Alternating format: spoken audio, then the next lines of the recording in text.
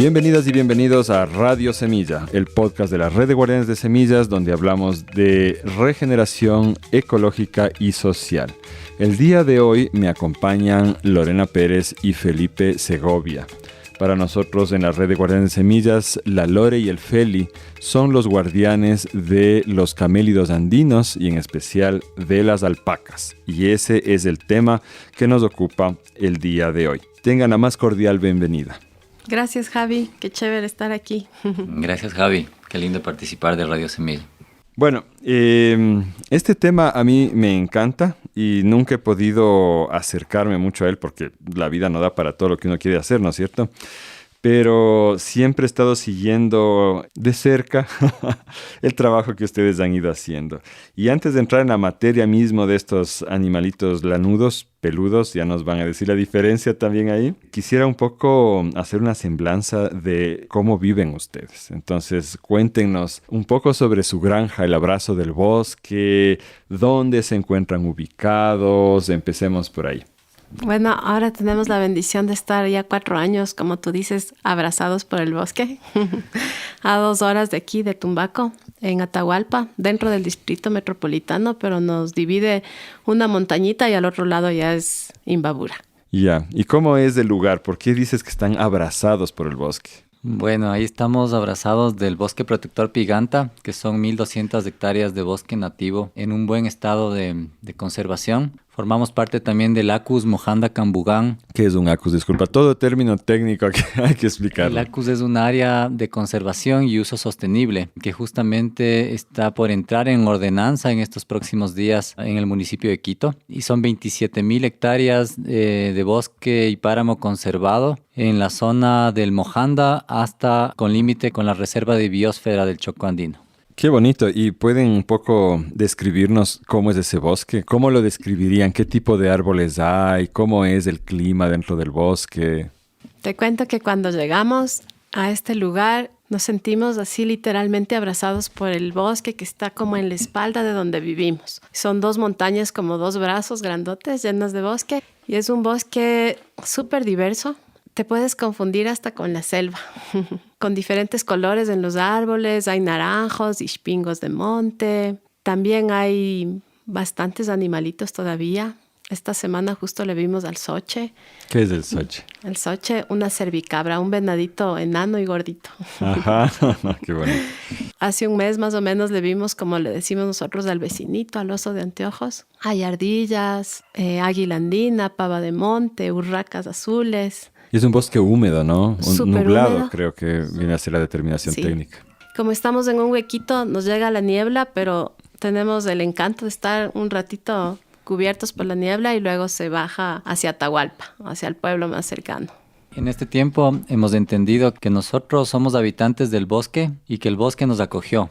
Entonces, cuando llegamos allá, realmente aprendimos a convivir con la naturaleza, a vivir con el puma, por ejemplo, a vivir con el águila. No sabíamos diferenciar todavía al águila como tal, pero ahora sí somos partícipes también de la conservación del águila. Hemos avisado que está sobrevolando por ahí sobre nuestras gallinitas. Y claro, con la Fundación Cóndor Andino ahora hay una alianza muy, muy linda porque semanalmente la Fundación también hace el monitoreo de esta especie y para nosotros es muy enriquecedor desde nuestra familia y también con los guaguas. Y ya somos testigos de 4 pichones nacidos ahí. No jodas, en serio, pichoncitos de águila andina. Sí, hermoso. Este águila es una especie que está en peligro, ¿no? Está en bastante peligro actualmente y si quieren escuchar un poco más de este tema, les recomiendo el episodio que grabamos con Sebastián Con, que está también aquí en Radio Semilla, donde también de hecho mencionaban el águila de la cual estamos hablando ahorita, ¿no? Y ya mencionaron también a sus pichones. Cuéntenos un poco de su familia. ¿A los pichones de águila? No, los pichones tuyos. Pichones. Sí. Vivimos con 2 pichones, una de 12 años, que es la Sara, y el Juan de 6, que también está súper lindo vivir con ellos ahí en la granja. El Feli justo contaba ayer cómo la Sara es la doctora de las gallinas cuando les da gripe. Ella les coge a las gallinas, se está encargando de darles miel, propóleo, limón, en este cambio de temperatura. El Juan también. Y están creciendo ahí como parte, también como habitantes del bosque, como dice el Feli, por ahora. ¿Y la escuela?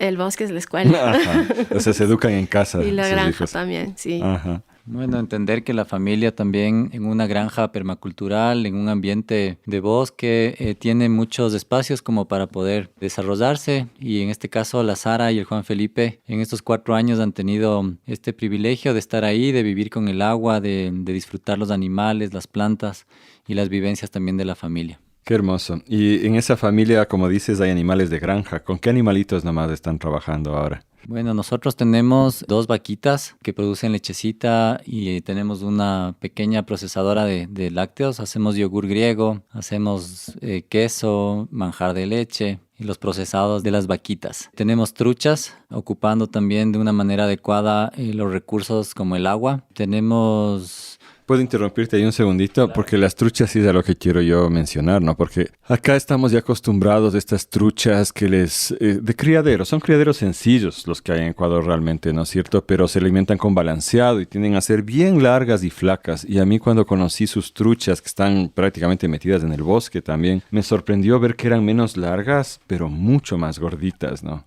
Y hasta ahora no me invitan a comer trucha, pero recuerdo que me dijeron que el sabor era otra cosa y la alimentación es otra cosa. Así brevemente sobre eso.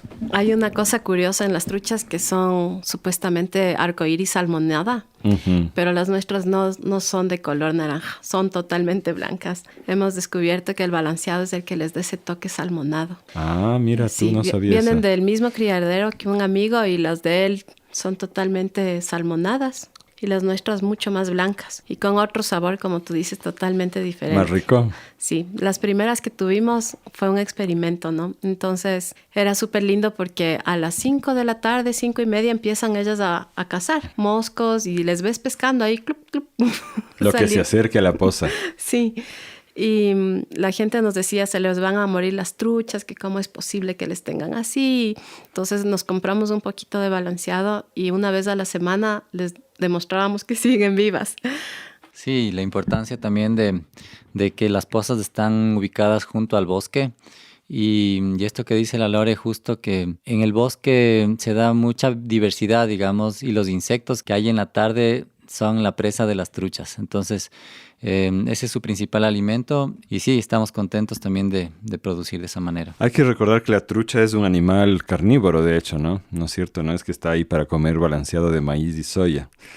Bueno, entonces estamos con las truchas. ¿Qué más tiene? También pollos de engorde, que también hemos creado nuestro propio balanceado y del cual estamos súper orgullosos. Nos hemos demorado algún tiempo, pero hemos hecho un montón de mezclas y hemos logrado que les encante a las gallinas, ¿no? Como les encanta el balanceado, a las pobres gallinas adictas al balanceado, a estas les encanta ya nuestro balanceado y nos demoramos muchísimo más que un pollo de granja normal que sale a 42 días. Nos demoramos mucho más, pero tenemos como la satisfacción de estar comiendo algo verdaderamente sano. Igual con los huevitos, también tenemos ponedoras, unos borreguitos de leche tenemos que, bueno, nuestra idea es mezclar la leche de vaca con leche de oveja para hacer quesos. Leche de oveja, de Sí. verdad. Yo he probado leche de cabra y sus productos, pero de oveja no, nunca he escuchado. Sí, Sí, hay una raza que es la frisón, ¿no? sí. Y la verdad es que parió nuestra oveja y dijimos, pucha, vamos a hacer leche, pero vamos a hacer queso, perdón, o yogur, pero no pudimos porque es tan rica que los guaguas se pegaron toda la leche. Y también tenemos unos patitos, que el Juan es el encargado de los patos. La pata tiene 9 patitos y el Juan ahora se ha encargado de domesticarles, dice él, ¿no? Y también es parte de estas vivencias que tenemos, pero él está encantado realmente con los patos. Vemos que el pato es un animal muy noble porque no daña la huerta, está suelto, le gusta estar cerca de las acequias, igual come mucho insecto y nos gusta mucho también esta especie, ¿no? Ayuda a controlar las plagas. Ayuda a controlar las plagas. Y el Juan tiene 6 añitos, ¿no? Lindo a esa edad dedicarse a una cosa así. Sí, sí, sí. Tilapias no tenían también. Teníamos unas tilapias, tenemos todavía, pero más así como decorativas un poco, que están en una pequeña albarrada. Y sí, nos han servido, digamos, para decorar el espacio, también para que haya una diversidad en la granja, ¿no? Pero también hemos entendido que tenemos que comernos. Y de Ajá. hecho, hemos empezado ya a comernos las tilapias también. Tilapia criada así por uno mismo es riquísima. Sí. O sea, quien compra tilapia de criadero en el Supermaxi no tiene idea en realidad de lo que sabe una verdadera verdadera tilapia bien criada, ¿no? Unos peces más ricos que hay. Y con ellas quisimos hacer la experiencia porque les pusimos en un pantano donde no hay ingreso de agua para que se oxigene el agua. Y también a ellas sí nunca les hemos dado de comer. Entonces son como gorditas y muy chiquitas. Pero sí, ahora nos estamos empezando a comer las tilapias. Qué delicioso. ¿Y llamas, alpacas? Sí, la granja tiene 4 alpaquitas y son nuestra vida, ¿no? Son nuestro sueño también. Las alpacas para nosotros tienen, no sé, un momento de felicidad diaria y también nos proyecta hacia el futuro. Entonces, sentimos que la alpaca nos da mucho, ¿no? Nos da abono, nos da fertilidad en el suelo, nos da una armonía realmente linda en la granja y también en el trabajo que desarrollamos. También creo que nos recuerda a esta iniciativa que empezamos cuando éramos enamorados, como soñadores e idealistas. Creo que el verles nos recuerda a todas esas mujeres que están detrás de este proyecto. Yo quería empezar el tema ya central preguntándoles qué son los camélidos andinos, por qué se llaman camélidos para empezar.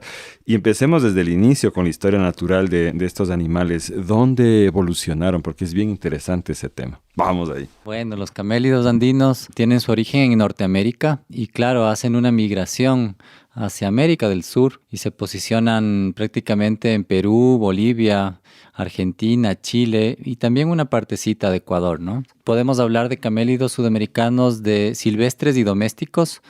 Los silvestres tenemos a la vicuña y al guanaco, que son los ancestros de la llama y de la alpaca. Vamos con esos animalitos. La vicuña creo que nuestros oyentes sí han de haber visto alguna vez, por lo menos una fotito. Pero de todas maneras, descríbanle así. ¿Cómo es la vicuña? Bueno, la vicuña es un animal como muy bajito. Los que conocemos Ecuador podemos situarnos imaginariamente en el Chimborazo y en las faldas de estas 3 provincias de Chimborazo, Bolívar y Tungurahua. Podemos encontrar 7,000 vicuñas que son cafecitas, ¿no? Son cafecitas muy finas, muy veloces, pueden correr hasta 60 kilómetros por hora en unas altitudes superiores a los 4,000 metros. ¡Qué bestia! Y llevan la fibra más fina del mundo, ¿no? De 12 a 14 micrones. ¿Qué son micrones? Es una medida que podemos darle a la fibra, al diámetro de la fibra del camélido, ¿no? En este caso de la vicuña. ¿Y qué significa? Que mientras más delgado es, mayor calidad tiene. Mientras menos micronaje, mayor calidad. Yo les he oído a ustedes discutir la palabra lana. ¿Tienen lana las vicuñas? No, las vicuñas, las alpacas, las llamas, los conejos, las cabras tienen pelo y las ovejas tienen lana. ¿Y cuál es la diferencia entre el pelo y la lana? Perdonen la ignorancia. Cuando empezamos a aprender esto con un veterinario, un maestro en camélidos de Perú que se llama Javier Vilca, nos decía que es casi un insulto decir lana cuando hablamos de camélidos.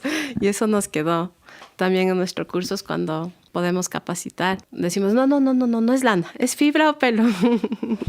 Y eso nos ha pasado un poco la fiebre. Y la diferencia es que si le ponemos a un pelo al microscopio y a una lana al microscopio, la lana tiene estos ganchitos alrededor del pelo principal, digamos. Tiene ganchitos, crochets. Ajá. Y el pelo no. El pelo es una sola cosa. Es liso. Es liso. Ajá. ¿Por qué tiene ganchitos la lana de la oveja? ¿Se sabe? Por la razón, no sé la razón por la que tenga ganchitos, pero esa es la diferencia entre lana y pelo. Y la lana es mucho más fácil hilarle, es más fácil afieltrarle. Y el pelo es mucho más difícil porque no tiene esos ganchos, esos crochets que te ayudan a apelmazar o a unir un pelo y otro, ¿no? ¡Qué increíble! Sí, otra cosa súper importante es que la lana tiene lanolina y la fibra no tiene lanolina. ¿Qué es la lanolina? La lanolina es una grasita natural de la lana de oveja, ¿no? Y claro, es muy utilizada también para la cosmética. Digamos, hay muchos usos de la lanolina como tal, pero la alpaca no tiene esta grasita como tiene la oveja, ¿no? Es una grasa mucho más densa, pegajosa. La lanolina. La lanolina. Uh-huh. Y la de la alpaca es una grasita mucho más sutil, mucho más liviana. Imagino que cuando tejen lana de oveja hay que quitar esa lana primero, ¿o no? Se quita el exceso de la lanolina, ajá. Porque se hace demasiado pringoso. Tosco, sí. Me encanta esa palabra, pringoso. Entonces estábamos en las vicuñas. A mí las vicuñas me parecen los más guapos de los camélidos, ¿no? Son de una belleza, unos ojos con unas pestañas enormes, son alucinantes. Pero decías que hay ¿cuántas en Ecuador? Ecuador tiene 7,000 vicuñas. En la reserva Chimborazo son silvestres y son propiedad del Estado, ¿no? Son propiedad del Estado ecuatoriano. ¿Qué significa eso en la práctica? La gente no puede usarles, debe dejarles La gente en no paz. puede usar, no puede cazar. Y si es que la usa, digamos así, tiene que ser a través de un permiso CITES, que es un permiso especial que tienen todas las especies que están en peligro de extinción o que están en esta lista de la UICN, ¿no? ¿Y cómo llegaron a ver estas vicuñas aquí? ¿Son las que habían originalmente en Ecuador o las trajeron de algún lado? Bueno, Ecuador tiene un proceso de recuperación de los camélidos, digamos, y de la vicuña. La Reserva Chimborazo recibió vicuñas de parte de Chile, de Perú, en la década del 80 más o menos. Hay un convenio de la vicuña en donde cada país signatario del convenio, que es Argentina, Chile, Ecuador, Perú y Bolivia, miembros de este convenio tenían que entregar 100 vicuñas al Ecuador para repoblar y para recuperar esta especie. El fundamento de esto es que cuando von Humboldt llegó al Chimborazo, en una litografía iluminada, observó y dibujó camélidos, ¿no? Y describió ovejas de cuello largo, que eran camélidos, eran vicuñas, eran alpacas, eran llamas. O sea que estamos reintroduciendo algo que sí existía antes acá. Y me imagino que en Perú, Bolivia, Chile hay bastantes más vicuñas, ¿no? Claro, claro. Se sabe, hay cifras. Sí, si no me equivoco, Perú tiene 200,000 vicuñas. Ecuador tiene apenas 7,000. Pero claro, es una de las fibras más valoradas del mundo, ¿no? 1 kilo de fibra, en fibra sucia, sin descerdar, puede estar por los $300 a $400 la fibra sucia. 1 kilo. 1 kilo. Y la fibra predeserdada o deserdada puede llegar a $800 el kilo. Qué bestia. ¿Y se utiliza aquí eso? Tú dices que es del Estado el que es propietario, pero... Aquí en el Ecuador no, en Perú, Bolivia sí hay experiencias, digamos, de uso en comunidades. Ancestralmente había esta fibra, era muy valorada también y usaban los pueblos incas, ¿no? Especialmente las jerarquías. Y actualmente es una fibra que tiende siempre a la exportación y al manejo de grandes empresas, pero es un nicho muy pequeño, ¿no? Ok, esa es la vicuña. ¿Y el guanaco?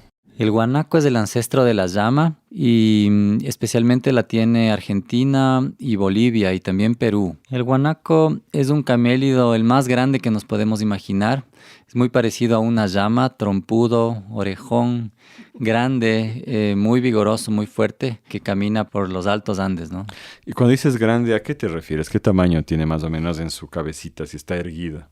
Bueno, de memoria no me sé, digamos, pero pienso que a la cruz, digamos, estará en unos 1 metro, 1,20 m más o menos. La cruz es donde se junta la espalda con el cuello, ¿no? Sí, Uh-huh. sí, de altura, digamos, tendrá unos 2,50 m. Más sí o es menos. Grande. Claro que sí es grande. Con el cuello erguido, claro, ¿no? con Como el cuello tú dices, erguido, pero wow. eso te digo, a la cruz estará en 1 metro, 1,20 m. Qué interesante. Entonces, de la vicuña derivó la alpaca y del guanaco derivó la llama. ¿Se sabe más o menos cuándo ocurrió esto? Porque siempre decimos los incas, pero los incas son apenas 150 años antes de que lleguen los españoles, como mucho, ¿no es cierto? Claro, hay un proceso de domesticación. Hay un libro hermoso que le recomiendo leer, El oro de los Andes, en donde justamente narra toda esta historia y podemos adentrarnos de alguna manera. Entonces ya tenemos un poco la perspectiva histórica del uso de estos animales y antes de empezar el podcast hablábamos de que de hecho hay en el registro arqueológico, incluso en la costa. Ahora en cambio se piensa que son animales solo de páramo. ¿Qué hay de cierto en esto? Y vemos también la diferencia en climas entre la llama y la alpaca, si ocupan los mismos climas o no. Bueno, los camélidos habitaron nuestras zonas, nuestros valles interandinos, y al llegar la conquista española llegaron ovejas, llegaron mulares, llegaron caballos, llegaron vacas y fueron desplazando estos pastizales, estas zonas ricas en vegetación también para los camélidos y fueron desplazados hacia las alturas, hacia los páramos. Entonces muchas veces les vemos a los camélidos como animales de páramo, pero en realidad eran de valles interandinos, muy utilizados y como dices Javi, también podemos ver que a la llama le utilizaban como los arrieros para llevar. O sea, es una bestia de carga. Sí, utilizada también para la carne también, ¿no? como Esto alimentación. de la carga, ¿cuánto puede llegar a cargar una llama? Será un quintalito ubicado entre sus dos costillares, Alforjitas, sí, ajá. en las Las alforjas. alforjas. Claro, es menos de lo que carga un burro, por ejemplo, ¿no es cierto? Pero ya es algo. Entonces aquí, de lo que parece, había miles y miles de estos animales.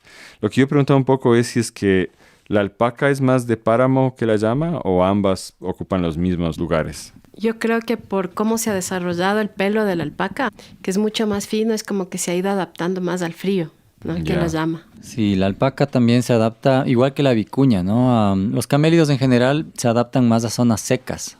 Entonces, hablamos de la puna seca, del páramo más seco, no tan húmedo. Cuando se desarrollan estos animales en zonas húmedas, hay problemas de enfermedades, especialmente la fasciola hepática y la sarcocistiosis, Que son parásitos. que son parásitos.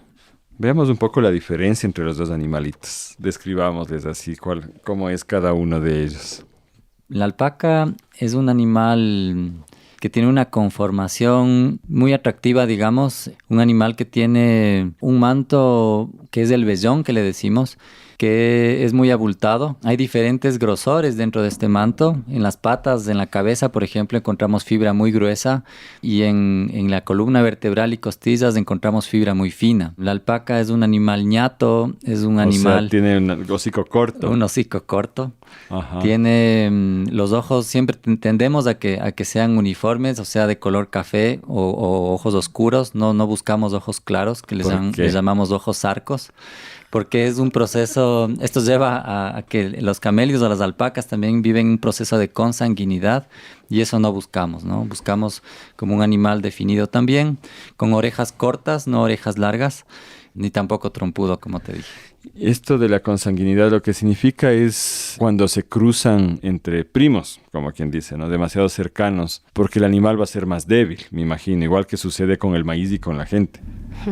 También pasa que, por ejemplo, las vicuñas que viven en estado silvestre, cuando hay consanguinidad, a pesar de que la fibra es súper fina, tiene cerdas. Por eso el Feli hablaba de el kilo de vicuña con cerda, $300, y el descerdado, $800. Entonces, la vicuña es súper fina, con un micronaje entre 2 y 14 micrones, pero tienes que sacarle las cerdas por la consanguinidad. ¿Qué son las cerdas? Son pelos gruesos Ya. que están en medio de un vellón delicioso, súper suave. Pues esto ocurre por la consanguinidad. Hay una teoría que dice eso. Y la alpaca, al mezclarse y haber consanguinidad, empieza a ver lo mismo. Entonces queremos evitar eso. Porque si te pones un saco baby alpaca, pero con cerdas, de ley te van a picar las cerdas. Ajá.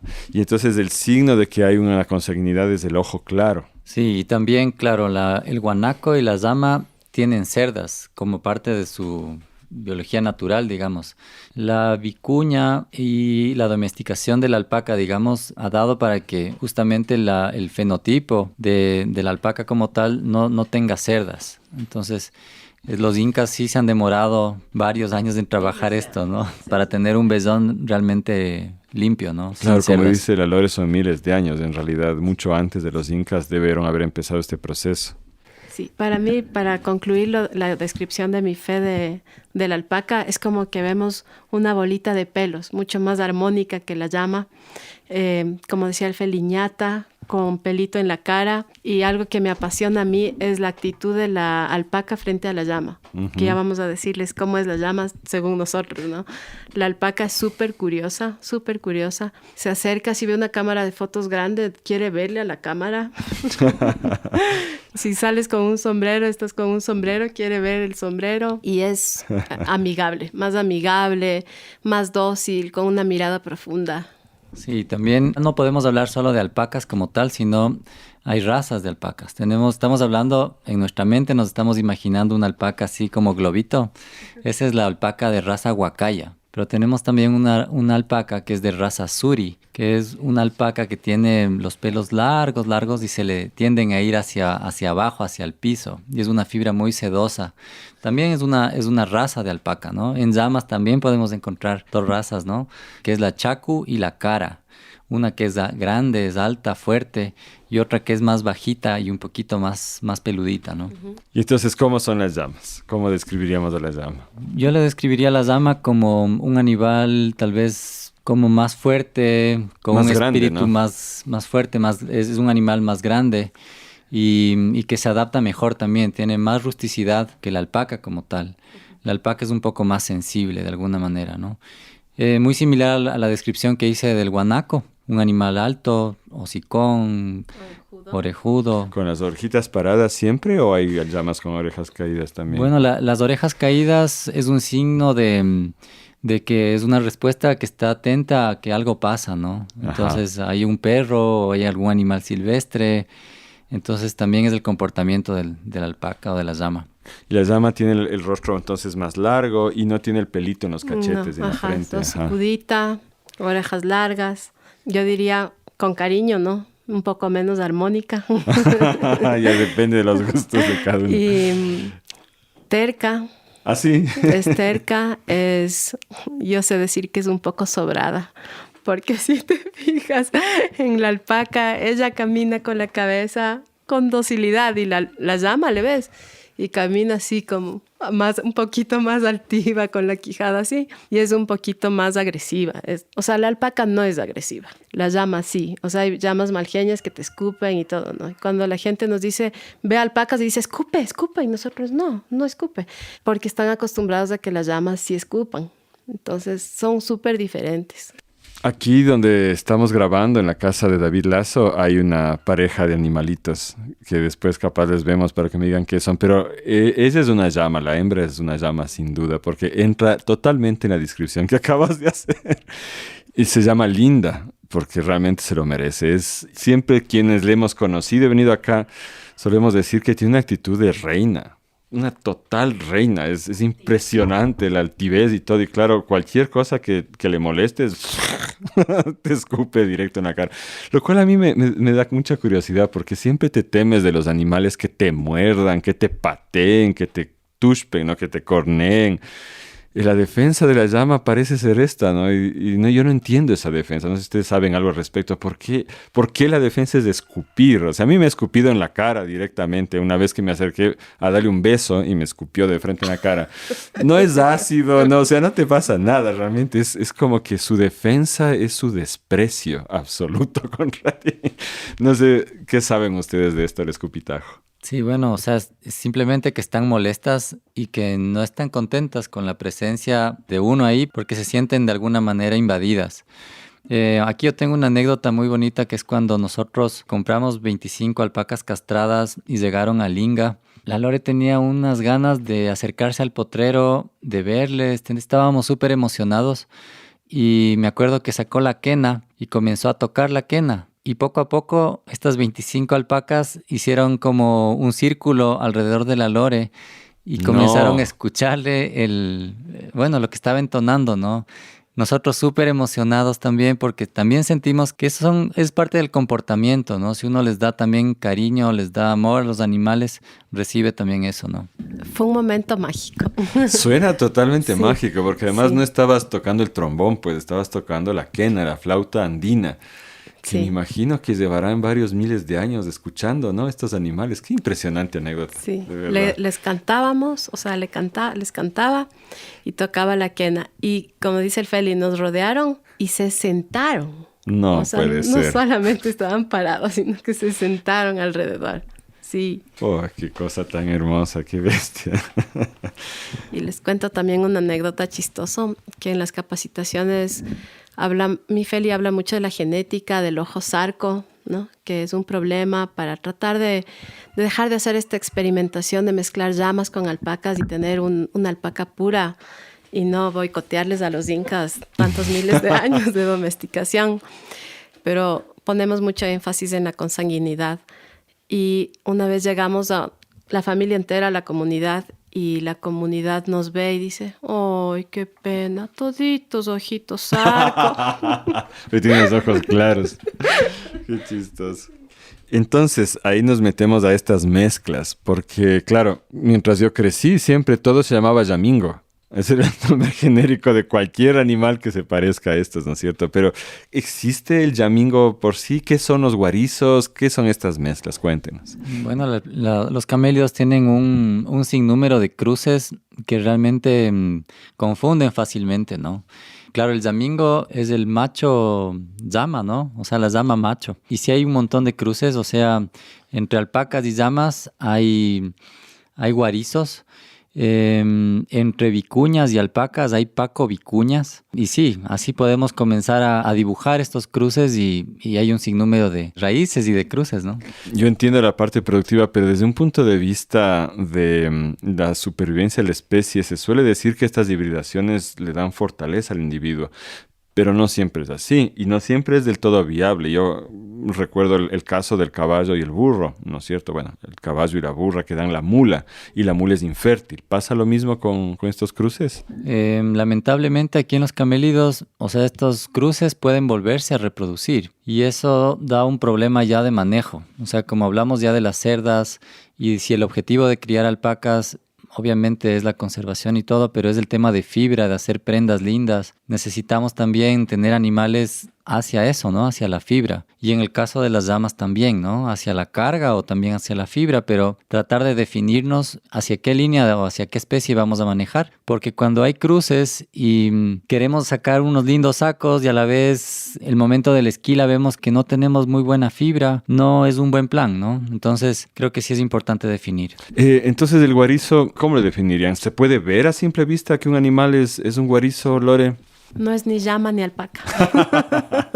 ¿Pero hay que tener ojo entrenado o se ve simplemente? No es tan difícil ver. Es una llama con doble fibra, o sea, más gordita, más densa la fibra, más peludito, digamos. Pero es una llama, hocicudo, orejón, pero con más fibra. Ya. Y sus cerdas, digamos, se pueden notar claramente el engrosamiento del micronaje, o sea, tiende a subir hacia los 24 o 30 micrones, digamos. En cambio, una alpaca va a tender hacia un micronaje más fino, ¿no? Interesante. ¿Y la fibra de la llama tiene usos? Sí, en Argentina la usan bastante, en Perú también, pero hay este proceso de descerdado. Entonces, hacen la esquila, hacen el descerdado y hacen el uso de la fibra. Es más trabajo. Es más trabajo. Y la calidad es menor, me imagino. Sí. ¿Son difíciles de manejar? Son unos animales muy dóciles de manejar, muy adaptables a cualquier tipo de finca y también de ecosistema. O sea, no a la costa, sí desde los 2500 hacia arriba como un ideal, ¿no es cierto? Pero sí, son unos animales muy nobles. Yo he visto llamas en la Amazonía que la gente tiene. ¿Cómo es la cosa? ¿Sufrirán ahí exceso de humedad? Tienden a botar el pelo, ¿no? O sea, como cualquier animalito, o sea, un perro, por ejemplo, que puede ser europeo de climas fríos, pero si está llevado hacia zonas cálidas, digamos, no le tiende a salir tanto pelo, ¿no? Va perdiendo el pelo. Algo así pasa, ¿no? Se adaptan bastante bien, pero es preferible tener en zonas andinas. Ahora, aquí a la Linda le está pasando una cosa que ya le pasó a una alpaquita de nuestro amigo Rogelio, que le pueden escuchar también en un episodio Permacultura Indígena del podcast. Y la alpaquita de él murió porque tenía los dientes demasiado largos y ya no podía masticar. Se le pudrió la comida en el estómago, eso es lo que él me contó. Y acá le vemos a la Linda que está ya como sus dientes inferiores asomando. No sé, para empezar, si tiene dientes superiores también, eso también cuéntenos. ¿Y por qué se da este fenómeno? A ver, ese es un proceso también de desarrollo genético. O sea, uno puede escoger individuos que tengan una mordida normal, que la mandíbula superior y la inferior tengan un choque normal. También les cuento que ellos en la mandíbula superior no tienen dientes, sino tienen un rodete dentario y en la parte baja tienen 3 pares de pinzas que van cambiando de acuerdo a la edad. Entonces se puede diferenciar la edad solamente viendo los dientes a partir de los 2 años y medio. Yo había escuchado que es también porque en las zonas más secas donde viven la hierba suele ser más abrasiva. ¿Cómo es eso, Lore? O sea, en el páramo, al comer pajonal, se van limando naturalmente los dientes y este proceso de tener los dientes muy largos es mucho más lento. Y de todas maneras, la alpaca necesita que le limemos los dientes porque tiende a crecerle demasiado. Entonces, una parte de nosotros es esa. Debemos limar dientes, cortar uñas. Ah, wow. ¿Y con corta uñas y lima de uñas o cómo? Porque aquí Rogelio decía Sí, que va a traer la moladora. Es una lima más tosquita, ¿no? Ya. Y en el páramo, obviamente, estos procesos son más lentos porque al estar en contacto con el pajonal, tanto en la mordida como en las patas, crece menos. Ya. Y estos animales, esto también es importante, no tienen cascos, como por ejemplo el borrego, el chivo y la vaca. ¿Qué es lo que tienen en las patitas? Tienen almohadillas plantares y son como los perritos, ¿no? Para imaginarnos, es una sola almohadilla con 2 uñitas que crecen hacia los lados. Entonces hay que hacer los cortes de estas uñas 2 veces al año. Y las almohadillas plantares sirven para que, yo digo, una almohada esté sobre otra almohada, que es el páramo, ¿no? Entonces son animales de bajo peso, máximo 45 kilos, que están sobre otra almohada, que es el páramo. Eso es algo que yo he repetido desde que empecé a dar clases de permacultura. El hecho de que estos animales no son agresivos con el ecosistema, porque incluso si hay un arbolito germinando, la pisada no le va a matar, ¿no? Esto es algo que a mí me apasiona, Javi. Y es que al tener el páramo, este animal que no es introducido sino nativo, yo digo de chiste, todo esto va fríamente calculado para que no le cause ningún impacto negativo y todo lo contrario, ¿no? Como dice el Feli, las almohadillas del páramo y el pajonal y el suelo del páramo, que es tan frágil y tan maravilloso al ser el colchón del agua y la reserva de agua, almohada con almohada y bajo peso no causa impacto. Pero vacas, ovejas, caballos destruyen el suelo, destruyen las plantas, levantan las plantas, erosionan, y la alpaca no. Otra cosa que me parece hermosa de la alpaca es que ramonea. O sea, ella come ramitas, semillas, frutitos y... O sea, perdón, lo que eso significa es que no son técnicamente animales de pastoreo, como si es una vaca, que es un animal de la sabana, que come principalmente pasto. Las llamas de alpaca sí pueden comer pasto, pero son en realidad animales de ramoneo. Sí. ¿Qué significa ser de ramoneo? Comen ramas, o sea, te ayudan a podar los arbustos de páramo y escarifican estas semillas y les vuelven a sembrar, ¿no? Entonces, la escarificación, perdona, es un pulido que se le hace a ciertas semillas para que puedan germinar. Exactamente. Todo eso es maravilloso de la alpaca, y también que al comer la flora del páramo, ellos le cortan y eso estimula, ¿no? Las ovejas, las vacas arrancan de raíz y chao. Claro, porque son de pastoreo, pues porque el pasto sí resiste a eso. Como tiene el cuerpo realmente de crecimiento debajo del suelo, no importa cuánto le cortes arriba, el pasto sigue creciendo, pero la vegetación nativa no es así. No.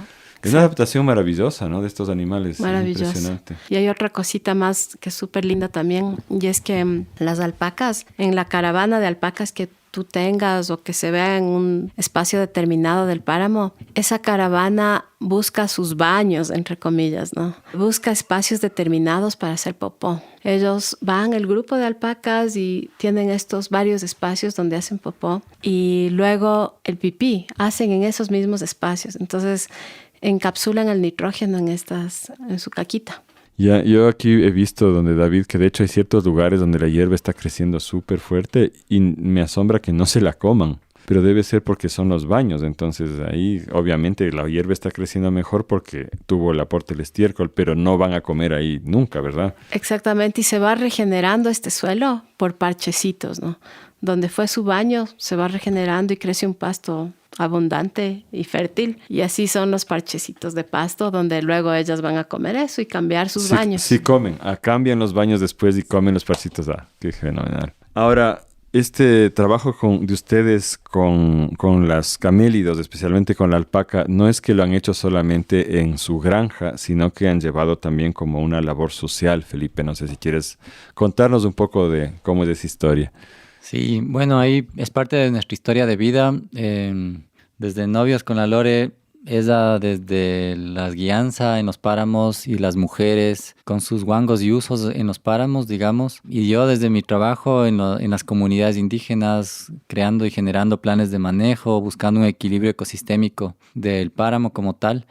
Ha habido, como en este proceso, ha habido mucha inserción de alpacas a páramos, a comunidades campesinas, justamente buscando alternativas para que los bovinos no invadan de alguna manera los páramos, ¿no? Porque ya había causas de erosión como muy, muy fuerte. Perdón, los bovinos son las vacas y los toros, ¿no? Que efectivamente hay lugares en Ecuador donde los animales de estos son adecuados, pero los páramos no, definitivamente no, ¿verdad? Y hay zonas de altura, claro, donde ocupan los toros bravos, especialmente ocupan como áreas bastante extensas y crean como una erosión bastante importante, ¿no? Hay varias fotografías del mismo Chimborazo, donde en época de haciendas los borregos echaban una nube de polvo, ¿no? Justamente limpiando toda esa flora nativa. Entonces sí, animales de páramo como muy, muy adaptados y que en comunidades indígenas se ha extendido desde Azuay prácticamente hasta Imbabura. Aquí en Ecuador prácticamente Chimborazo y Cotopaxi son las provincias que más población de alpacas tienen en el momento. Actualmente hay unas 6,000 alpacas y están bastante bien manejadas. Creo que ha habido un proceso interesante. Hemos sido partícipes también del grupo, de la generación del grupo de trabajo en alpacas desde el 2010 al 2013, en donde con diferentes actores gubernamentales y no gubernamentales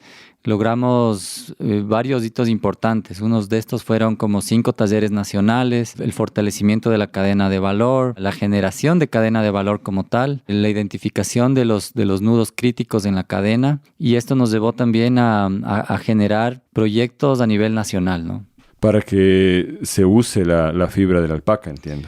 Sí, desde los diferentes eslabones, ¿no? O sea, desde la parte del manejo y genética había como una queja de que había muchos guarizos aquí en comunidades indígenas y que la fibra sacaban a los mercados y era muy barata. No había una buena genética como tal, solamente un criadero de alpacas en el sur del Ecuador que prácticamente fue quien distribuyó los camélidos, las alpacas a todas las comunidades. Y en el 2013 hubo la oportunidad de hacer una importación de 200 alpacas desde el criadero Pacomarca en Perú, prácticamente desde el lago Titicaca hasta acá Ecuador, ¿no? 28 organizaciones alpaqueras en el Ecuador se hicieron beneficiarias en un proceso de pase en cadena y bueno, se crearon 4 núcleos genéticos identificados también, y esto en el transcurso de los años del 2013 al 21 vemos que la calidad de la fibra ha mejorado notablemente, ¿no? ¿Cómo les trajeron desde el lago Titicaca? Perdona la pregunta. Bueno, en realidad fue una locura apoyada por diferentes sectores vinculados a las alpacas. Trajimos en 5 trailers.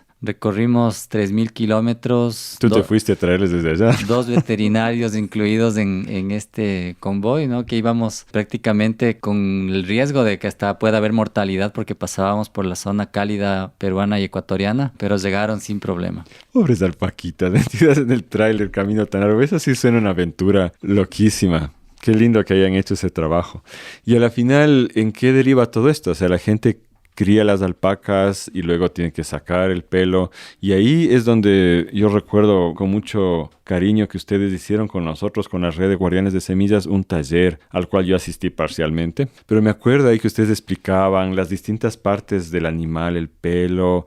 ¿Cómo es esta cuestión de la educación que ustedes han trabajado para las comunidades? Ahí creo que llevamos también como esta parte del aprendizaje que te contamos, Javi, desde este sueño de cantarles a las alpacas, de tocarles, de experimentar desde la vida mía y de la Lore en qué hacer con la fibra. Yo busqué como la tendencia de la industria, de buscar precios, de hacer mercado, y la Lore, en cambio, desde la parte ancestral buscó encontrar desde las raíces qué hacía falta, ¿no? Cuéntanos, Lore. Les cuento una cosita, cómo nació también Pacocha. Pacocha primero, a ver, Pacocha es el emprendimiento que ustedes tienen como familia. Sí, se llama Pacocha, en lengua quechua es alpaca. Ah, ya.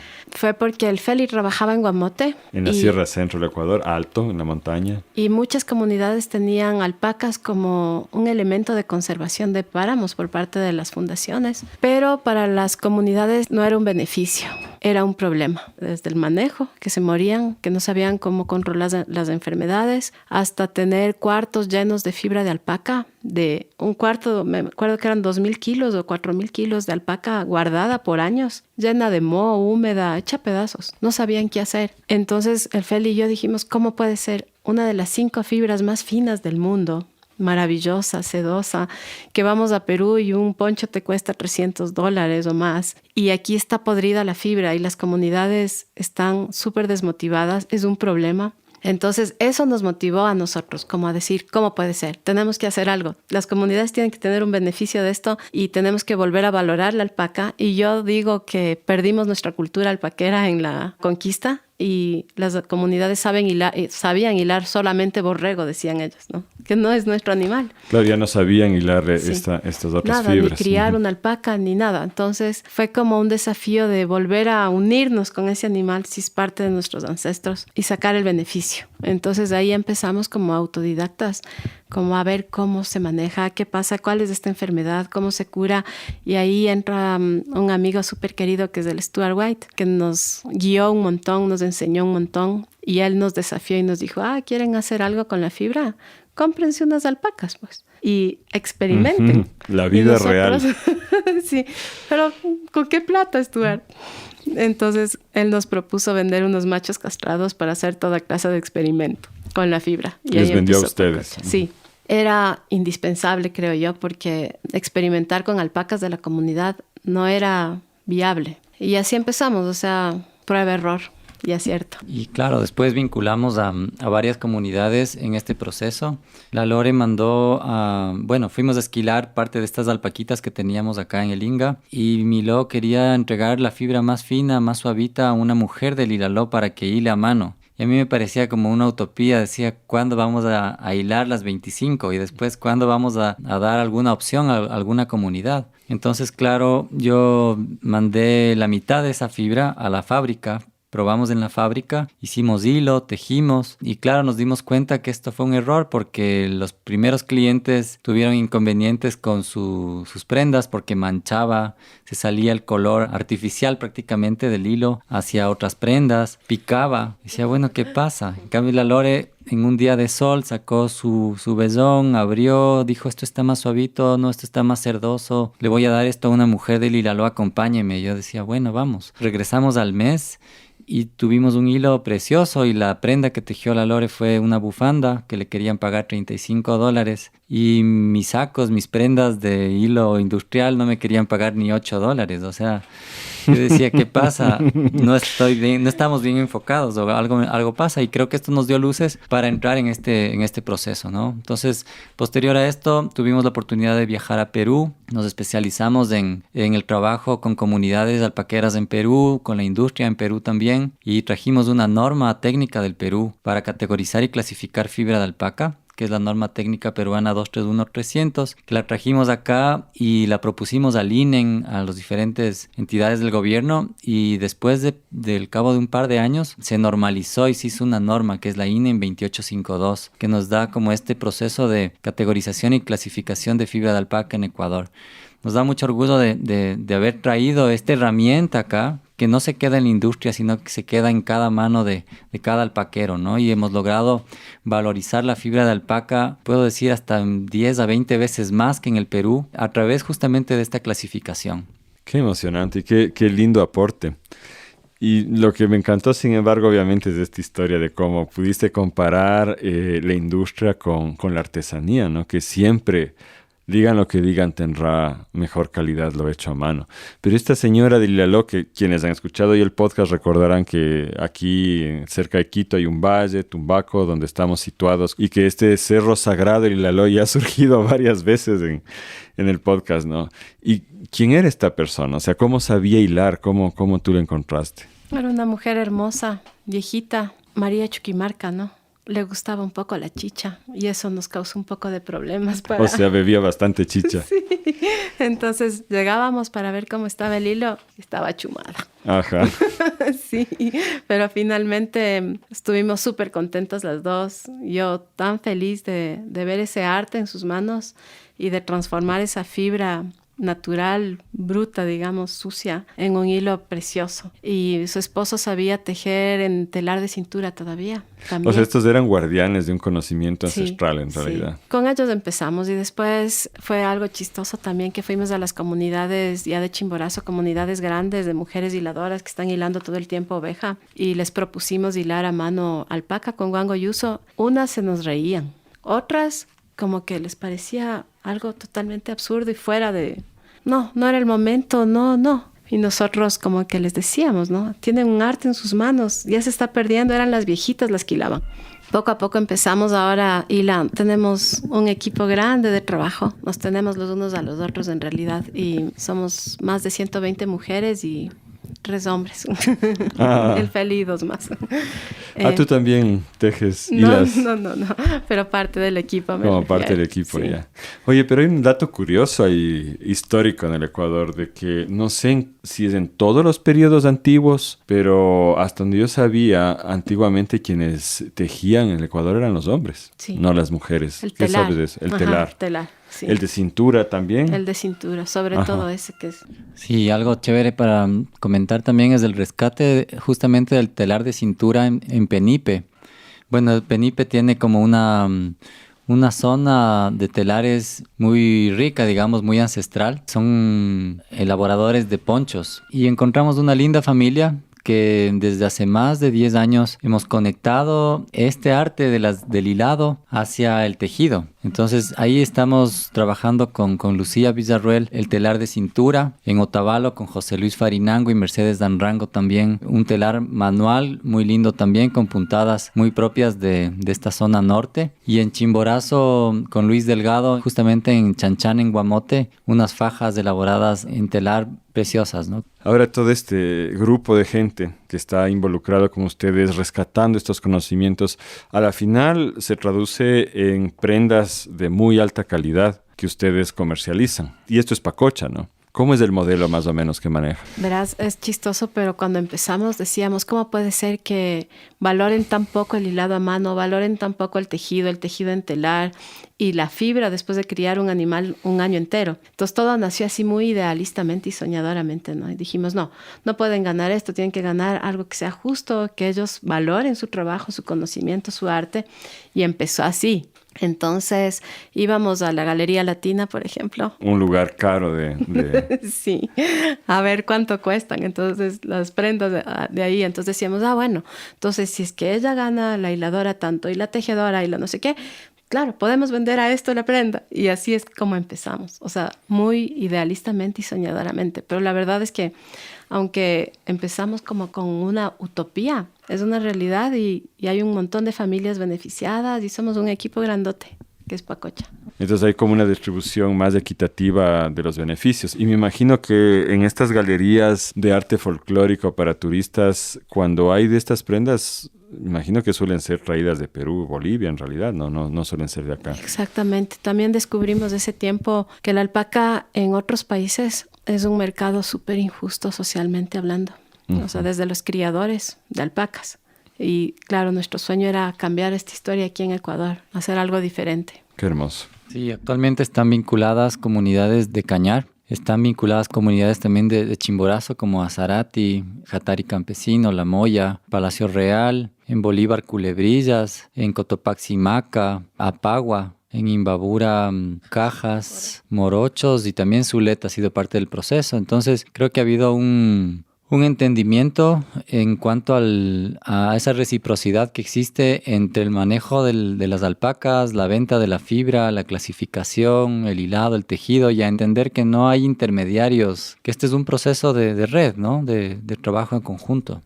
¿Qué futuro le ven ustedes a esto? ¿Cuál es el sueño? ¿Cómo quisieran que esta historia continúe aquí en Ecuador? Bueno, Pacocha lleva 15 años ya trabajando en Ecuador, entonces sentimos que este proceso se ha enraizado, este proceso se ha fortalecido. Como dijo la Lore, las prendas han sido valorizadas y exhibidas también en Europa, ¿no? En el Ethical Fashion Show en París, en Ginebra. La Bienal Iberoamericana de Diseño también ha tomado como finalista Pacocha. El mismo IPANC ha colocado en el catálogo patrimonial nacional. Entonces, pienso que este proceso se ha enriquecido. Lo que nosotros queremos es que continúe, ¿no? Que nunca se muera, que sea un proceso de generaciones, que nuestros hijos también puedan trabajar con los hijos de los alpaqueros, de las hiladoras, de las tejedoras, y que sea un proceso propio, ¿no? Porque el hilado acá es muy diferente también al que hay en Bolivia y Perú, y la artesanía también es distinta. ¿En qué sentido es distinto el hilado, Lore?